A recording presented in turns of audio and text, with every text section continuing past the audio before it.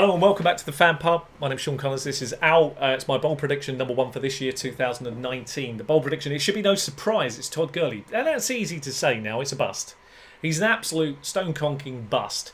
I don't care if he's going at 16. I don't care if he's going at 20. I don't care if you're getting him in the second round. It's absolutely ridiculous. And here's why. I'm going to break it down, and I've written this down. I'm going to have to go verbatim because it needs to be crystal clear and spelled out in a way that makes sense. We're going to examine the timeline of Gurley. When you examine the timeline of Gurley, this is why Henderson makes more sense. So the two are combined, and it all makes more sense when you think of it this way. The first thing is, get out of your heads, get the bias out of your heads about the 2017 and 2018 or even earlier Gurley. That's gone.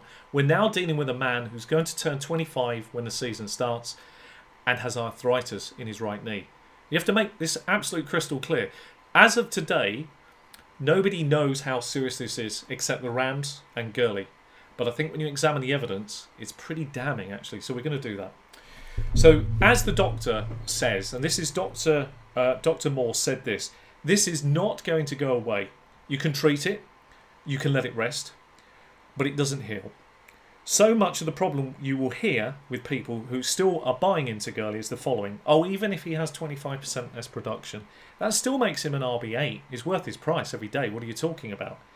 Well, that's not how it works in the real world, and it's not how it works in fantasy. There are a million conflicting reports.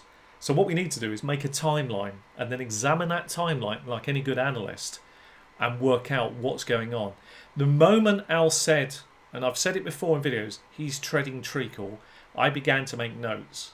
I began to wonder why. It kept eating away in my mind and I was very concerned. And it got worse as the season finished and went along. In week 15 of 2018, the moment Al said this, Gurley leaves with a knee injury. We find he's out with knee inflammation, he's day-to-day. Well, actually, day-to-day turns into missing 2 weeks. He missed weeks 16 and 17. Gurley comes and returns for the 2018 playoffs through a strong game against Dallas, Al's Dallas, in the divisional playoffs and goes for 118 yards and a touchdown. Well, everything looks okay. However, in the very same game, reading between the lines, you have to realise that CJ Anderson, who had been filling in for him, who was signed just 2 weeks before, took 23 touches. So he took more touches than Gurley in that game. Fast forward, they say that Todd Gurley's off the injury report leading up to the NFC Championship game. We're told that he's fully healthy, 100% in fact. There's no problem with him.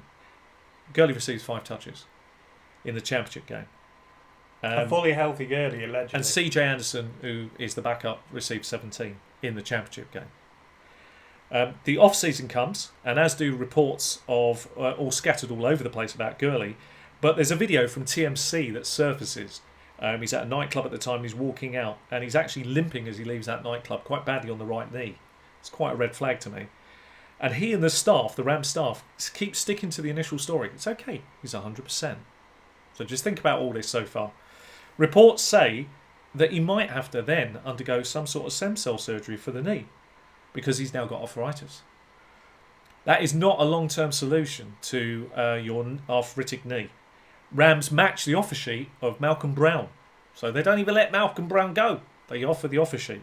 And then the Rams trade up in the 2019 rookie class and they take arguably my favourite back of the draft class in Darrell Henderson with the 3rd round pick. So they trade up to get this guy. So they've matched an offer sheet and taken a running back. What, you know concerns over how he's 100% healthy? He's okay, is he? The reports of him being done as a bell cow now start to surface. The problem with Gurley is exactly what happened in week 15, where out of nowhere, it becomes inflamed, his knee. Then he's going to miss time, and it's going to be all over the place. So this is the situation that you're going to face. With this arthritis, in essence, can flame any time during the season. So it's obviously smart to keep him out of the entire preseason, which is what the Rams are going to do. They didn't actually play him the year before in the preseason, to be honest, so that's no huge surprise, but they can't play him now. This is the question you have to ask yourself. The more time he spends playing against NFL defenders, the more likely it is that his knee is going to inflame. I think that's fairly obvious.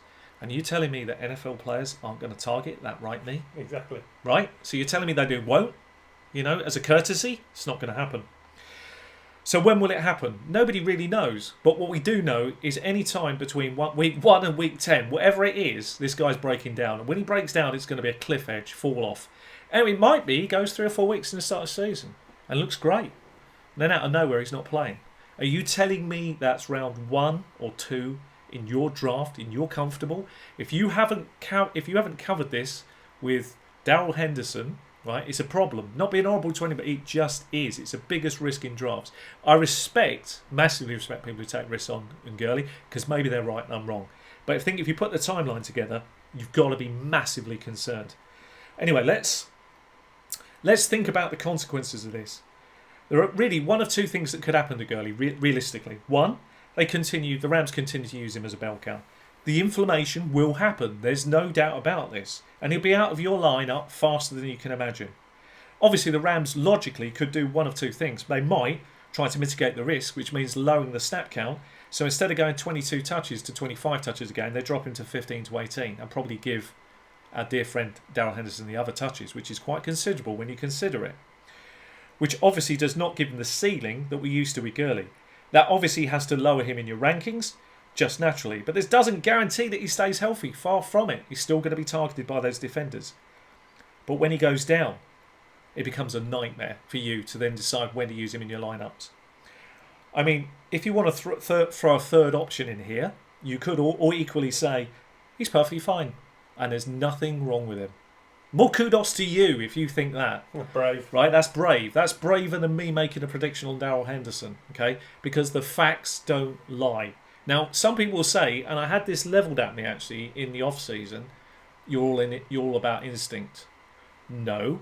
There's a gut feeling with some players, and there's analytics. And what we try to do here, which is the real skill of it, is I will sometimes go with a gut feeling on something I see, but it's backed up always by a timeline, a series of events and everything else. I don't go all in a play like David Montgomery because I think it's a good thing to do.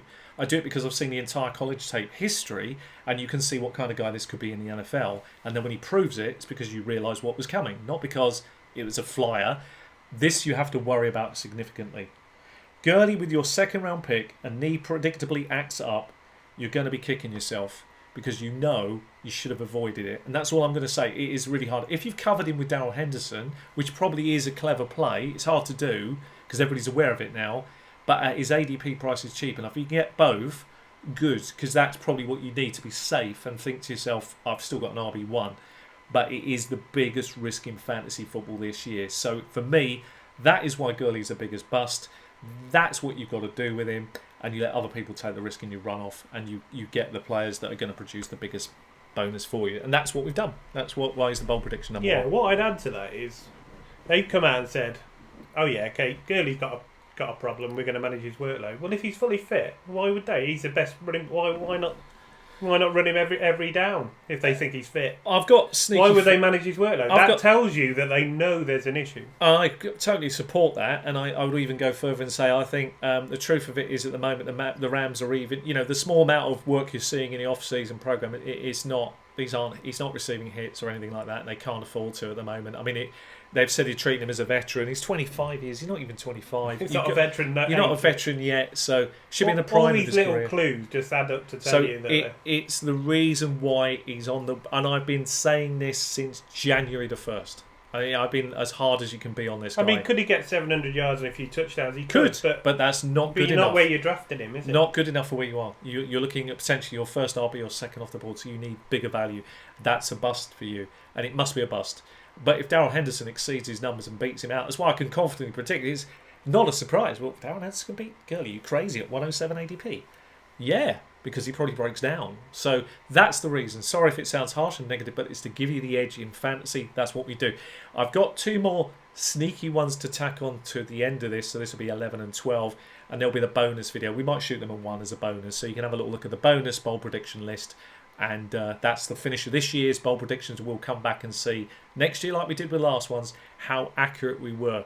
And what was great about the last list is we hit 7 out of the 10. That's massive when you think how bold they were. Because they're very bold. I mean, everyone makes bold predictions. They rarely hit them. Sean, it's 7 out of 10. And just go back and look at them. They're amazing. Avoid Bell. Draft James Conner. This is before the Bell news broke. I mean, this is league-winning information. So, Enjoy. well, let's hope you can do it again this year. Yeah, I hope so. What do you think? I mean, we're not having a go at Gurley's talent because I love the player. you know Respect the player. he's proven. It's Yeah. just mitigating It's risk arthritis is with huge. injury. Isn't it? Yeah, it's massive. And so you capitalise in fantasy as horrible as it is. Yeah, So they will. just be very careful. There's the timeline. Let's see how it continues to play out. Okay. Yeah. See you in the bonus video. Yeah. Let us know in the comments and leave a like, and we'll see you next time.